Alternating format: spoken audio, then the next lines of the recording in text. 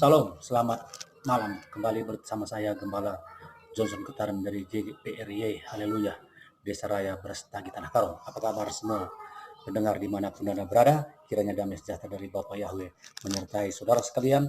Dimanapun keberadaan kita tetap percaya bahwa ada berkat yang disediakan oleh Bapa Yahweh kepada kita semuanya.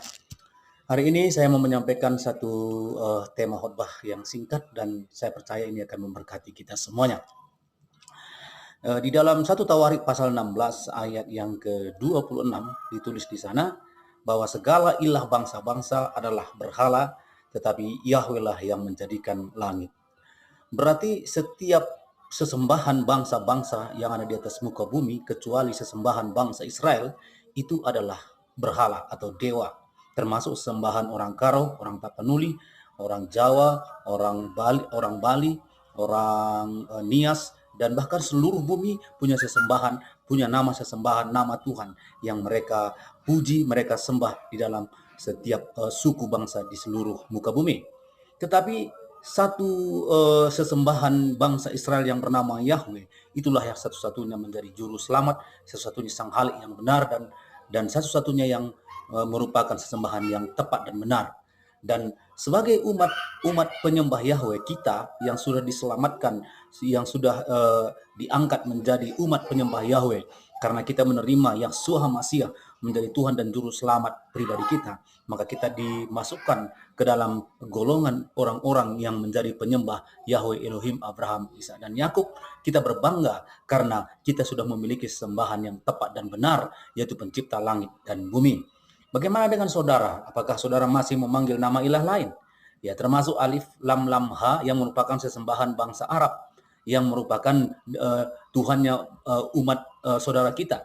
Tetapi Tuhan yang asli, yang merupakan sesembahan kita satu-satunya, bernama Yahweh. Itu sebabnya mari kita menyembah Dia, mengakui Dia adalah Elohim kita, Tuhan kita yang maha perkasa, yang sanggup menyelamatkan kita, yang sanggup membawa kita ke dalam Samaim, kerajaannya di Samaim yang kekal. Di dalam Roma pasal 10 ayat 13, firman Elohim berkata, barang siapa yang berseru kepada nama Yahweh, dia akan diselamatkan. Kisah 2 ayat 21 juga berkata demikian. Joel 2 ayat 32 juga berkata demikian, bahwa setiap orang yang berseru kepada nama Yahweh akan mendapatkan keselamatan. Sebab hanya Yahweh satu-satunya juru selamat. Yesaya 43 ayat 11 berkata, Aku Yahweh, tidak ada juru selamat selain Aku. Berarti tidak ada juru selamat selain Yahweh.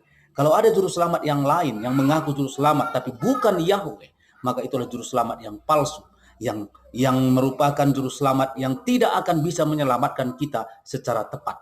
Berarti kita harus beralih dari juru selamat yang palsu kepada juru selamat yang asli, yaitu Yahweh. Dan Yahweh yang merupakan pencipta langit, bumi, laut, dan segala isinya, pernah berinkarnasi menjadi manusia selama 33,5 tahun di atas muka bumi dengan nama Yahshua atau Yahweh Shua, yang artinya Yahweh Juru Selamat. Dan oleh darahnya kita boleh menerima pengampunan dan kita boleh menerima keselamatan yang kekal di dalam nama Yahshua HaMashiach. Kisah 4 ayat 12 berkata, tidak ada nama lain yang diberikan kepada manusia yang olehnya kita beroleh keselamatan. Hanya satu namanya. Zakaria 14 ayat 9 berkata, Yahweh satu-satunya dan namanya pun satu. Itu sebabnya tidak ada nama yang lain yang bisa menyelamatkan saudara. Saudara harus mengakui Yahweh adalah Elohim, Yahweh adalah Tuhan, Yahshua adalah Yahweh Shua yang menjadi manusia yang pernah mati di atas kayu salib, disalibkan dan bangkit pada hari yang ketiga dan kembali ke Samaim. Itu merupakan juru selamat satu-satunya yang menjadi juru selamat kita supaya kita memperoleh keselamatan yang kekal itu. Saya berharap Anda mulai menerima pemulihan ini. Nama ilah lain jangan lagi ada keluar dari mulut kita. Keluaran pasal 23 ayat 13 berkata, nama sesembahan yang lain, nama Tuhan bangsa lain, janganlah engkau ucapkan dan janganlah keluar nama itu dari mulutmu. Tetapi nama Yahweh Elohim Abraham, Ishak dan Yakub merupakan puji-pujian kita, merupakan sesembahan kita, merupakan Tuhan kita yang layak kita sembah. Oleh sebab itu, mari sebagai umat-umat Bapa Yahweh hari ini kita kembali kepada kebenaran firman yang tertulis ini. Inilah yang bisa saya sharingkan. Semoga Bapak memberkati. Amin.